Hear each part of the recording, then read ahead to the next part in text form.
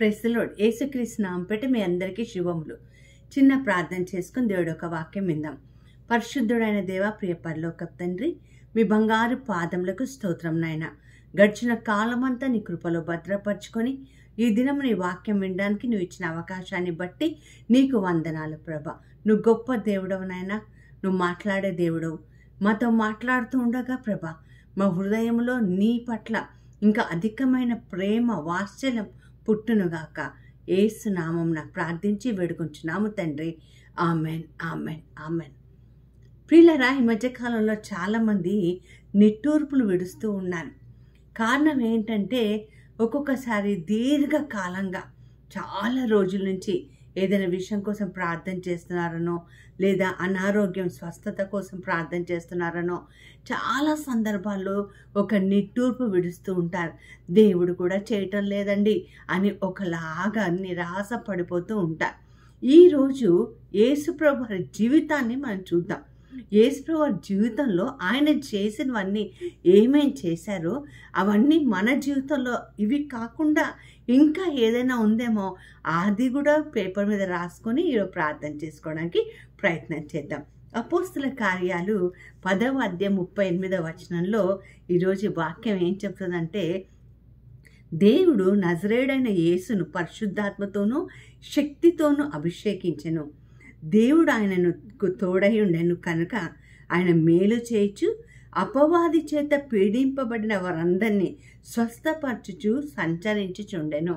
అంటే దేవాది దేవుడైన యేసు ప్రభు ఆత్మతో నింపబడి మంచిని చేస్తూ మేలులు చేస్తూ ప్రతి అనారోగ్యం నుండి ఆయన స్వస్థపరిచినట్టుగా ఇక్కడ వాక్యం పలుకుతుంది. అంతేకాకుండా అసలు ఆయన ఏమేం చేశారు, ఆయన జీవిత యాత్రలో 3.5 సంవత్సరాలు ఆయన ఏమేం చేశారు, తిరిగి తండ్రి దగ్గరికి వెళ్ళిపోయిన తర్వాత పరిశుద్ధాత్మ దేవుడు మన జీవితాల్లో ఏమేం చేస్తున్నాడో ఈరోజు తెలుసుకోవడానికి ప్రయత్నం చేద్దాం. యోహాను సువార్త 2వ అధ్యాయం 1 నుంచి 11 వచనాలు చదివినట్లయితే, కానాపల్లె విందులో నీటిని ద్రాక్షరసంగా మార్చి కుటుంబ పరువుని కాపాడినట్టుగా ఉంది అక్కడ. ఈరోజు కుటుంబం వీధుల పాలైపోతున్నట్లయితే నీవు నేను యేసుప్రభు వారి కుటుంబ పరువుని ఎలా కాపాడారో, ఆ కుటుంబం అంతా తలెత్తుకునేటట్టుగా ఎలా చేయగలిగారో ఈ యొక్క వచనాల ద్వారా మనం తెలుసుకోవచ్చు. అంతేకాకుండా యోహాను సువార్త 4వ అధ్యాయం 43 నుంచి 54 వచనాల్లో, కఫర్నాహుములో ఒక ప్రధాని కుమారుడు రోగి అయి ఉండెను. నా కుమారుడు చావక మునిపే రమ్మని అడిగాడు. చూడండి, ప్రధాని కుమారుడు అటండి. అతని కుమారుడు చనిపోయే స్థితిలో ఉన్నాడు. కొడుకు చనిపోతే ఎంత వేదన, కొడుకు చేతికి అందకపోతే ఎంత బాధ, కొడుకు భయభక్తులతో లేకపోతే ఎంత బాధ. ఆయన చెప్తున్నాడు, అయ్యా నా కొడుకు చచ్చిపోక మునిపే నువ్వు నా దగ్గరకు వచ్చేసే అని చెప్పినప్పుడు యేసుప్రభు వారు అన్న మాట ఏంటో తెలుసా? నీ కుమారుడు బ్రతికి ఉన్నాడు. హల్లెలూయా. పిల్లల కోసం బాధపడుతున్నావు ఈ రోజున? నీ కూతురు కొడుకు కోసం పడుతున్నావా? దేవుడు చెప్తున్న మాట, నీ పిల్లలు బ్రతికి ఉన్నారు. దేవుడు మహిమను చూస్తారని ఈ సత్యాన్ని తెలుసుకోవాలి. అంతేకాకుండా మనం చూస్తే లూకాసు వార్త 4వ అధ్యాయం 31 నుంచి 36 వచనాల్లో మరి అపవిత్రాత్మతో దెయ్యం పట్టిన వారికి స్వస్థత ఇచ్చినారు. కఫర్నాహు ప్రాంతంలో దెయ్యం పట్టిన వ్యక్తి ఏమేం చేస్తాడండి? కాళ్ళకి సంకెళ్ళేసిన, చైన్లతో కట్టేసిన వాడిని తెంచుకొని నీళ్ళల్లోకి అగ్నిలోకి పడిపోయి గాయాలు పుండ్లతో ఉంటాడు. ఆ వ్యక్తిని ఎవ్వరి తరం కాదు. కుటుంబం ఎంత బాధగా ఉంటుంది.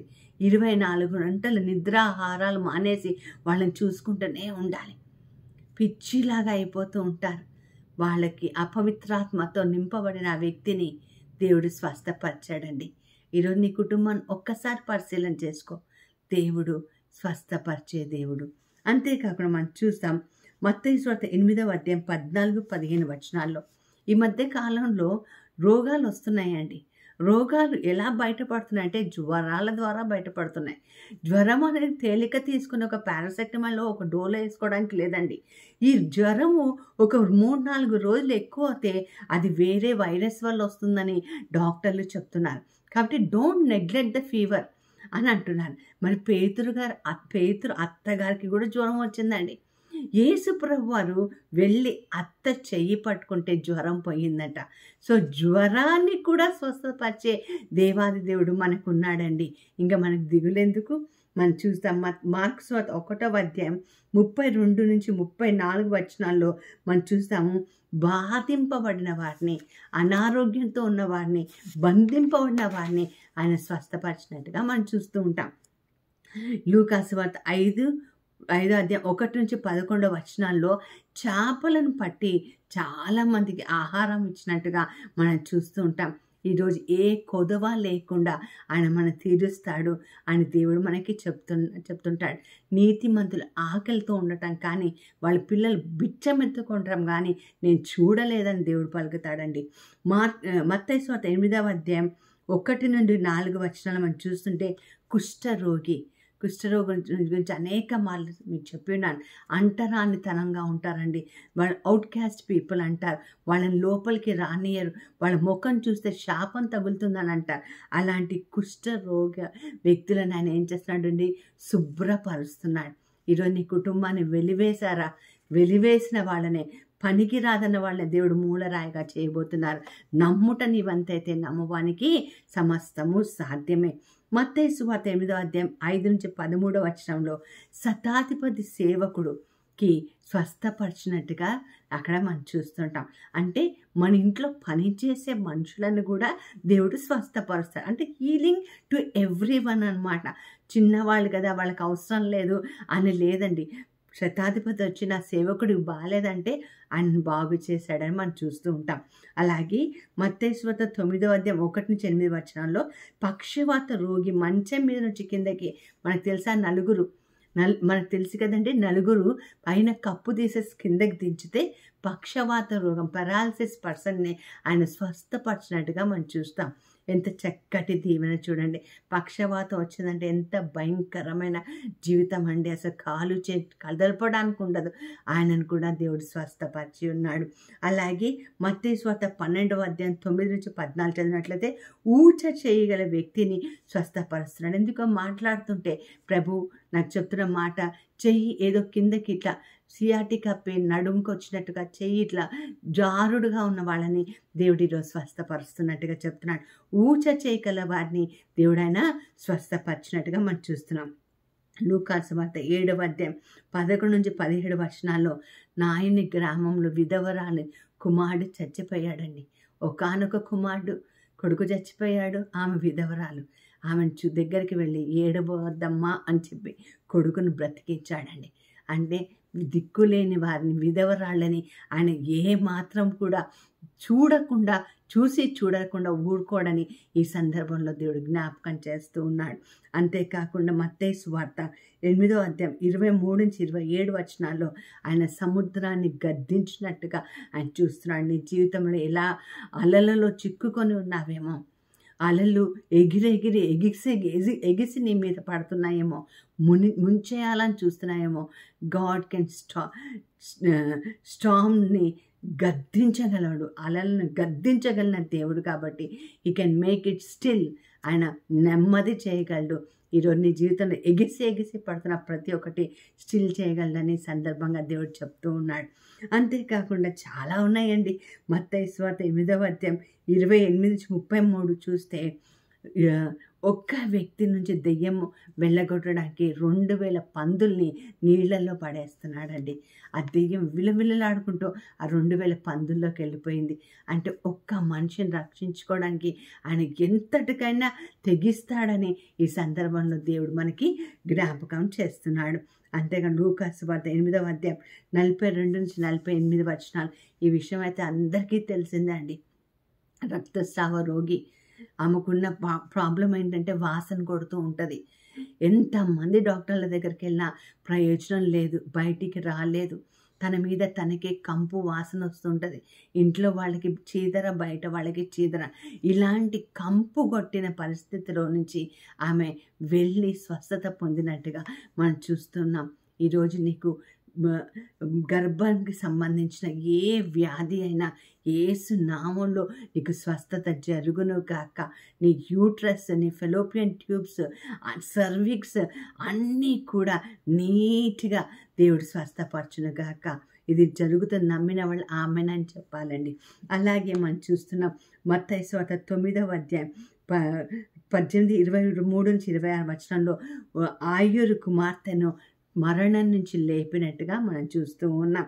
అండ్ మత్తయి సువార్త 9వ అధ్యాయం 27-31లో గుడ్డివాడిని లేపాడు. మత్తయి సువార్త 9వ అధ్యాయం 32-34, మరి మార్కు సువార్త 7 అధ్యాయం 31-37లో మూగ చెవిటి వారిని ఆ దెయ్యములను వెళ్ళగొట్టినట్టుగా మనం చూస్తున్నామండి. యోహాను సువార్త 5:1-15లో బెతెస్దా బావి దగ్గర ఉన్న వ్యక్తిని స్వస్థపరిచినట్టుగా మనం చూస్తూ ఉన్నాం. అంతేకాకుండా తిండి లేని వాళ్ళకి, ఆకలితో ఉన్న వాళ్ళకి 5,000 మందికి భోజనం పెట్టి ఆయన దేవుడు ఆకలితో ఉంచని దేవుడు అని నిరూపించుకున్నాడండి. మత్తయి సువార్త 14లో సముద్రము మీద నీళ్ల మీద నడిచి వచ్చాడండి. మన జీవితంలో నడిచి వచ్చే దేవుడు అని నిర్మించుకున్నాడు. మత్తయి సువార్త 14:34-36 వచనాల్లో జన సమూహం చాలా ఎక్కువగా ఉంది. అందరు తొందర పడుతున్నారు. ఆ సమయంలో అందరు అన్నారు, అయ్యా నీ అంగి అంచు తాకితే చాలు అని చెప్పినప్పుడు ఆయన వస్త్రాన్ని అట్లా వేయక అనేక మంది స్వస్థపడుతున్నట్టుగా మనం అక్కడ చూస్తూ ఉన్నామండి.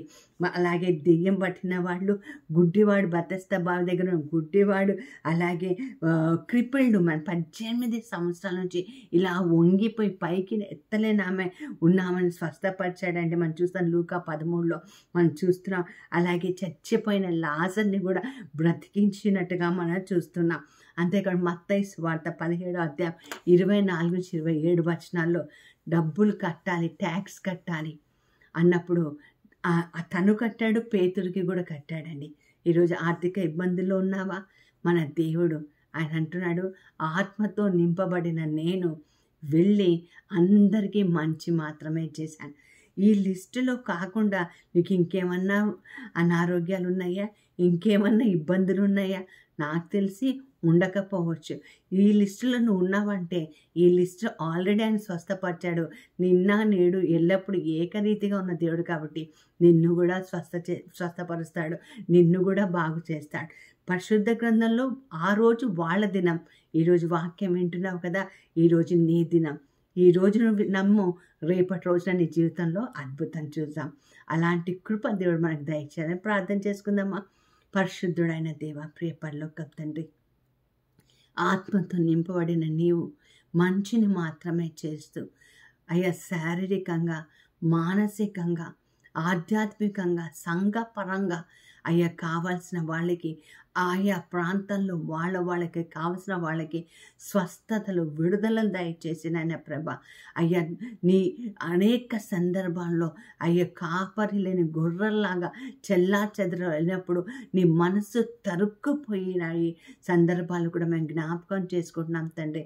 మా జీవితాన్ని మీకు సమర్పిస్తున్నాం. మాకేమి కావాలో మేము ఏమై ఉన్నామో ఎరిగి ఉన్న దేవుడవు కాబట్టి ఈరోజు మా జీవితాల్లో నువ్వు కార్యాలు చేసి వాక్యం వింటున్న ప్రతి ఒక్కరి జీవితాల్లో శరీరం, ఆత్మ, ప్రాణం, సమస్త వ్యక్తిత్వం అయ్యా స్వస్థపరచబడను గాక. యేసు నామమున ప్రార్థించి వేడుకొంచున్నాను తండ్రి. Amen, amen, amen. You are healed in Jesus' name. God bless you all.